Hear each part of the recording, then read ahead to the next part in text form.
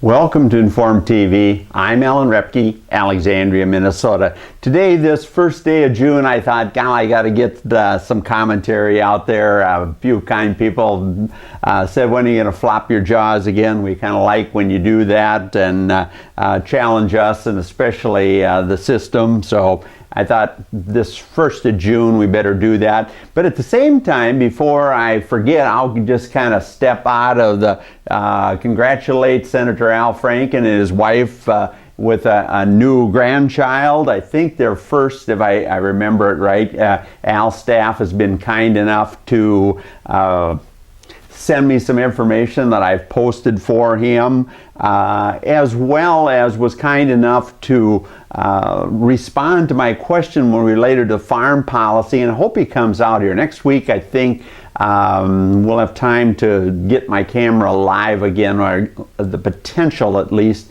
of getting the camera live. So if somebody like Al stops, or somebody from the Tea Party, or Colin Peterson, or Amy Klobuchar, your favorite politician, or the politician you truly love to hate, we welcome them all here, and we'll treat them civil. But to do that, I like the fact that I can plug the camera in and be live. So if you happen to be flicking channels in the afternoon or morning, when somebody's here, a guest, it's live. So they can't say, hey, that SOB Repke, you know, he added out the 5 words that really meant something. No. But we'll put a SD card in and we'll film at the same time. And you, long-term viewers of Inform TV, you know, we've done that in the past when we were in our other studio. Now we're in the basement dungeon, as they say, and so we've been limited in what we can do, but we're kind of jerry-rigging things together. And anyway, what I was getting at the Farm Bill, I would like you Democrats out there, or you farm people out there that really want change, that understand that we've got to change some things. Al was kind enough to let me put my second question in, and related to this farm that had $1 million, or likely $1 million worth of crop insurance subsidies, and he kind of, well, that can't be true. But at the same time, he gave me a breath to do my follow-up. And the thing that I want you, my audience, to understand about farm policy is the fact that change the Senate and the House are talking is to drop that subsidy from 62% if they make over $750,000 of taxable income. They would only get a 47% reduction in their premium subsidy. And then we've talked here, and all the numbers show, and that's what I wanted Al to look at and be fair to you common people out there. If what I'm saying to all these politicians, Republican or Democrat, Al's full-fledged running for re-election. That's just the way they do. Bachmann was, and now she's gone. But my suggestion to any politician, let the suds of Grain Belt and Summit rise you up by taking care of common people. And what I was getting at, that for that farmer that was likely been getting $1 million per year in crop insurance subsidies under the formula of the Senate that Al and others have talked about, we're going to tighten this up, he would still get over $800,000. I mean, people, these guys, my guess is on this particular farm that I'm talking about, last year, if my 2-3 reports that our sources did, he probably made anywhere from $5 to $6 million just on his sugar beet crop last year. 2 to 3 for darn sure, but I would guess he made quite a bit more than that because they had a heck of a crop in 2012 and I think even the year before that. But this past year they had a big crop, and so what I'm saying, I'm not against people making money, but when we got these farmers making just a ton of money, people, it is just a disgrace. It is stupidity 101 to continue to give them direct payments or subsidize their crop insurance. Just absolutely absurd when we've got people in the news that now what's going on? We've got the Salvation Army saying we have to have, or they're going to be offering, I should say, non-cookable food for hundreds, maybe thousands of homeless students, high school students in the Twin Cities, college students in the Twin Cities for the summer when they don't have a school lunch program to fall back on. How in the heck can we have any of our political parties or elected officials say we're going to subsidize farmers, we're going to pay for their crop insurance, whether it's a $50,000 a year subsidy, $250,000 or $1 million, it's all right. And yet we have people that are losing their homes and kids in the cities that have to have a can and a can opener to get nutrition over the summer. You see what I'm getting at, folks? And so we'll ramble on a lot while you guys at the cold at the cabin there or out Carla State Park or watching from home here. We're gonna, this first day of June, as I originally started, we have a little commentary, some thoughts, some observations, a few meetings we're at, and give you something to think about. And we always gained another advertisers. We have no sponsors. None of the advertisers, any of them take any position whatsoever. They advertise here because they know we've got people listening.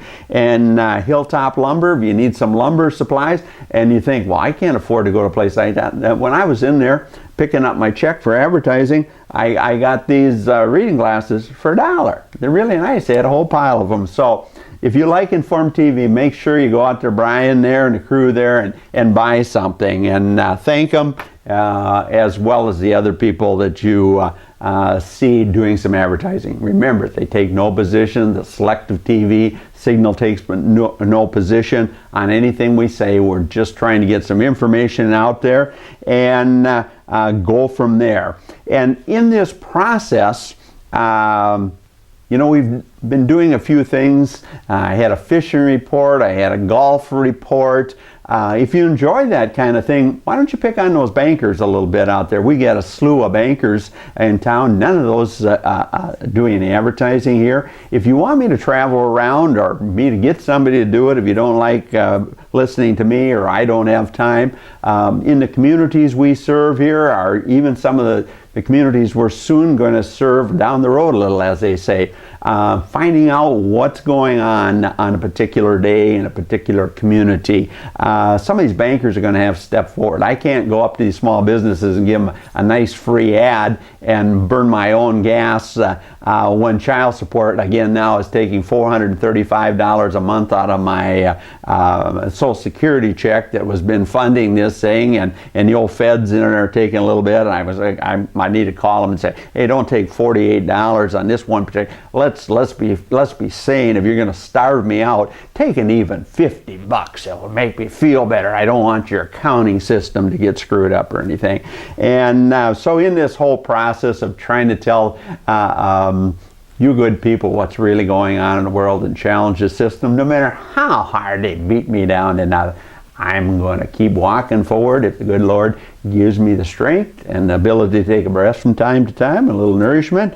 We'll give you something to do. Somehow, some way, I'll figure out a way to keep this thing on the air and keep moving forward. Not for my glory, but the reality, we must be a government of the people, by the people, and for the people. And I was raised in the era when big shots didn't just fill their pockets and run the little guy down to nothing.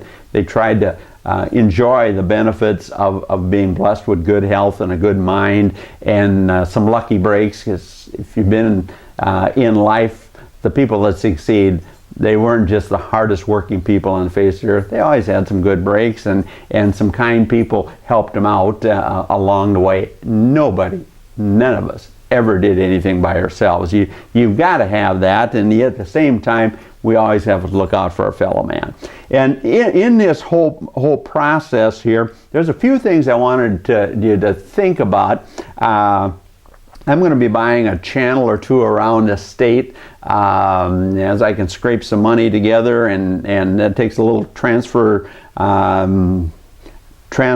some antennas, some exciters, some things in the TV business that I've figured out. And so if anybody got some money out there, 12% interest, it'll go against an actual item. It won't be a gift to me or high risk, that type of thing. So keep that in mind, Al at Inform TV. If you got 50 grand laying around or 10 and not doing anything, you can't believe how I can stretch it and still give you a heck of a return. I'm not looking for any partners or anything like that, but I'll give you a way better return than this string of bankers down here that don't seem to want to do any advertising with us, yet they act like they're the gods of the community. But anyway, in the process also, I've had some people, they know I like to pick on our churches, and especially in my ELCA that I used to spend a lot of time and money into in a previous life, and Faith First.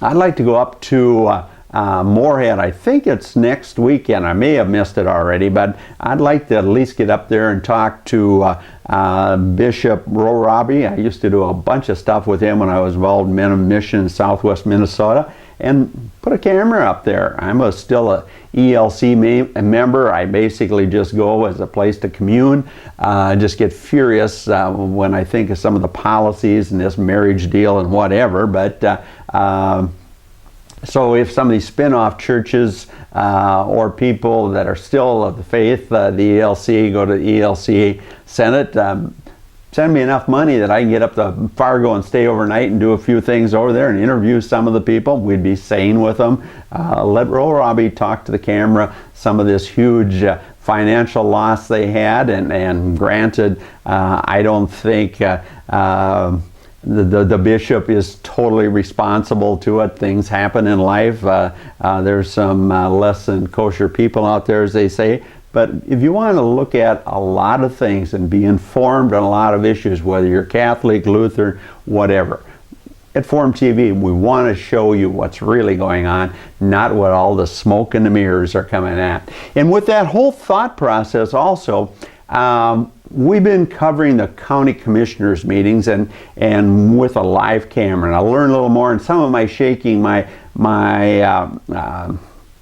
tripod is really not designed to raise the camera as high as I need to when I was filming in there. But one of the things, Civics 101 was taking place in these county commissioner meetings. I'm going to try to post them, and I hope a bunch of you got to look at some of the things that, and especially the kids, students in the area, of watching this process. And they have a mounted camera now, and it was the interesting politics when I got in there and setting up my equipment. Bill goes, "Hey Al, we're going to start putting this on our website, and I don't know how that's going to affect you." Well, he damn well knows, as well as the 5 commissioners.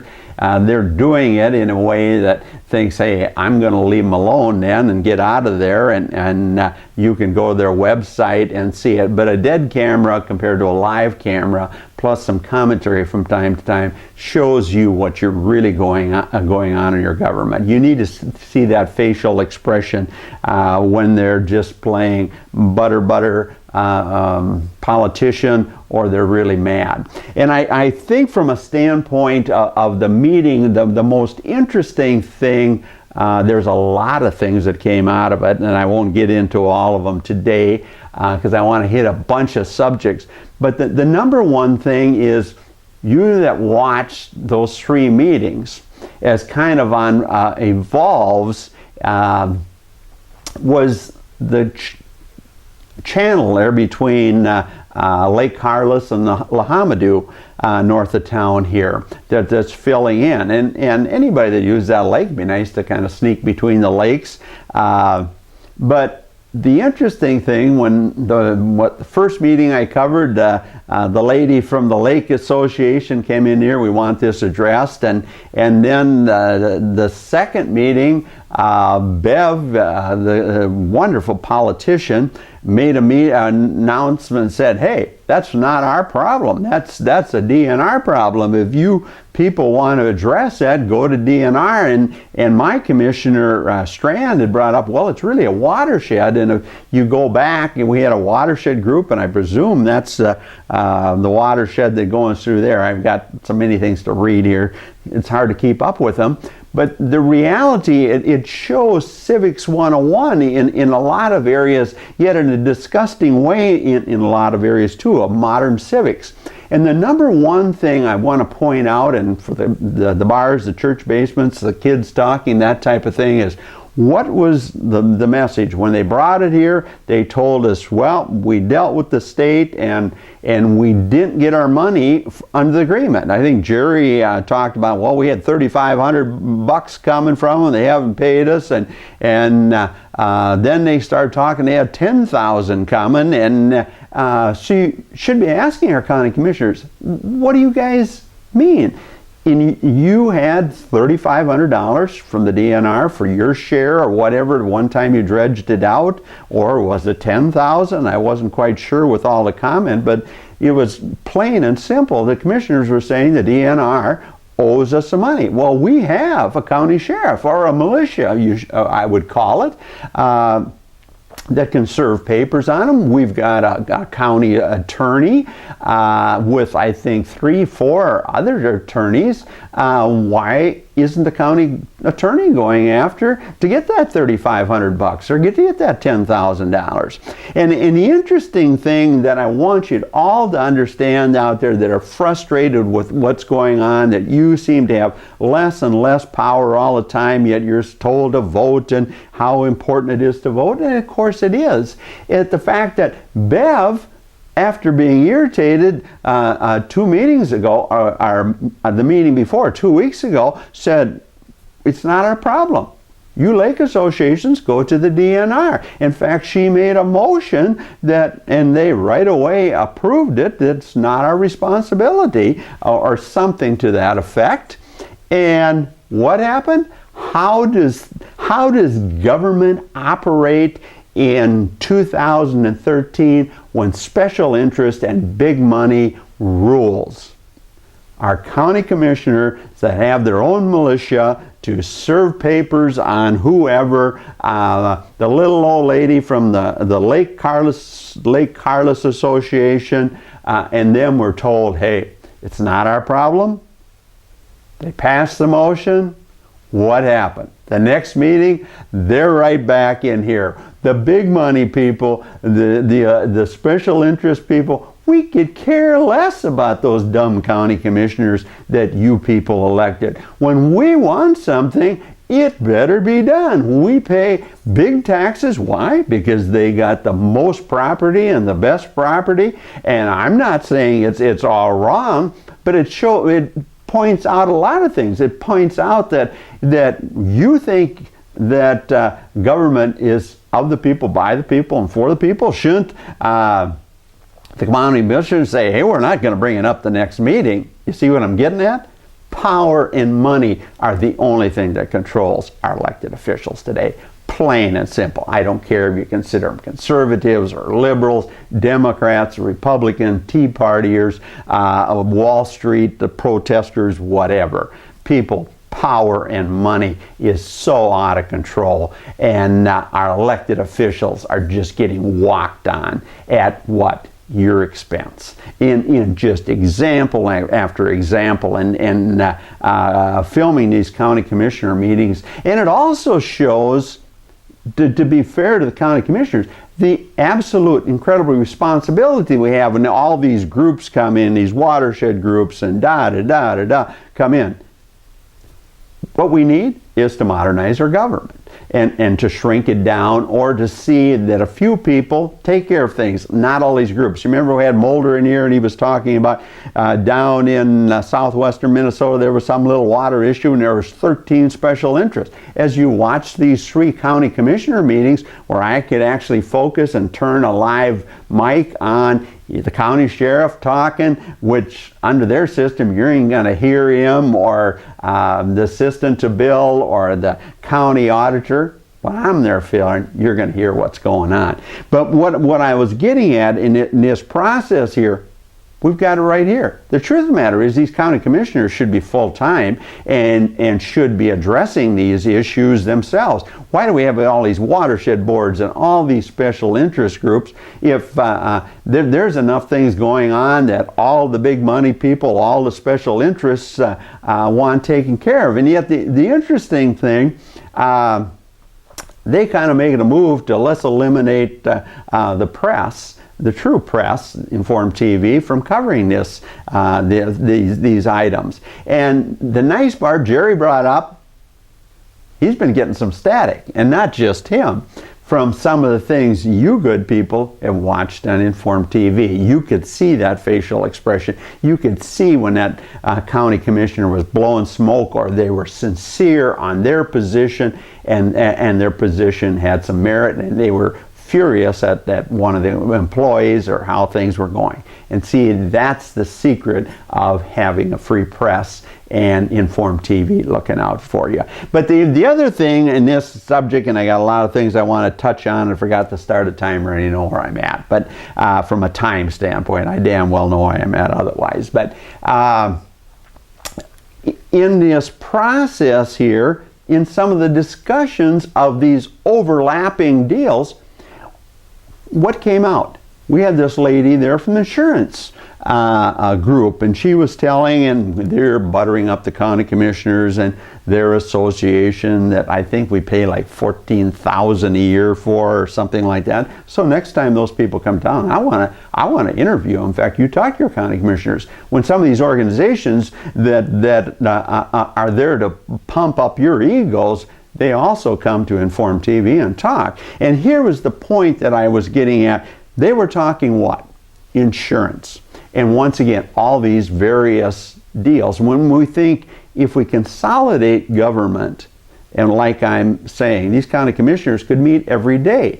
And Jerry had talked about, well, some of the discussions, because you've watched it on, you didn't see any discussion. Well, there was a ton of private meetings that I wasn't invited to, nor were you. And we just kind of, yes, yes, yes, yes, type of thing. We need more of these discussions, like you people were putting pressure on your county commissioners to see that they came forward. And when I first did this a few years ago, and we had Norm and Paul in there, I covered when they were going to buy a truck and they voted it down, which was stupid policy because they were trading one of these road patrol trucks each year just on a schedule like they should, and they had the tax dollars to do it. And all of a sudden, they ended up with those two trucks anyway, and on side deals or whatever when I wasn't there to watch them, that type of thing. And the other thing that Mulder made, and we talk about consolidating government, so we have a few good people, know what's going on, make the decisions, don't have to form a committee to have a committee form a committee like we've seen on some of these other issues just on TV here recently in Minnesota. The point I'm getting at is this lady was talking insurance.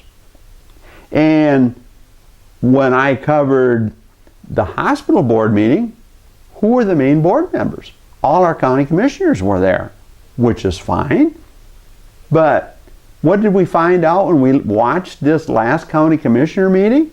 That when they were talking workers' comp and somebody, well, yeah, but the hospitals got their own workers' comp association. When you look at our Pope County, Douglas County incinerator here, which I think is a great deal, I've often wondered why we haven't burned this garbage. I mean, for decades I've wondered that, rather than pile it in a landfill to pollute the groundwater.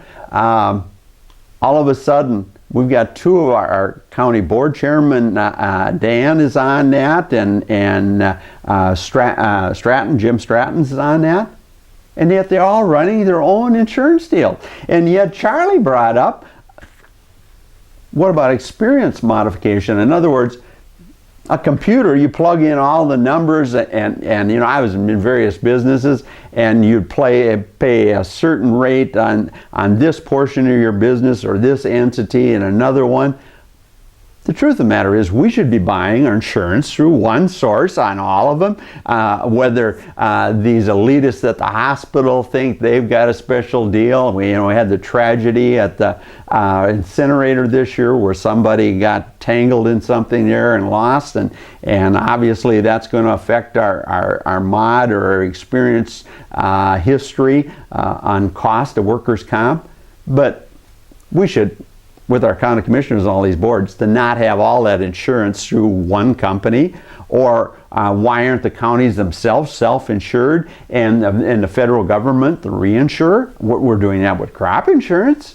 So why do we need to have all these entities and every entity taking time? Well, we've got to look at the insurance policy, and that type of thing. It's absolutely ridiculous, and we need to be putting some pressure on these county commissioners and our legislators that we do concentrate some good people to represent us. I think we've got good county commissioners, but they need to be watched a little. And just like the rest of them. And that's where Informed TV comes in. And as I cover a few more of these meetings, if you can get some sponsorship for me so I don't have to do it out of my shrinking Social Security check. You see what I'm getting at, people here?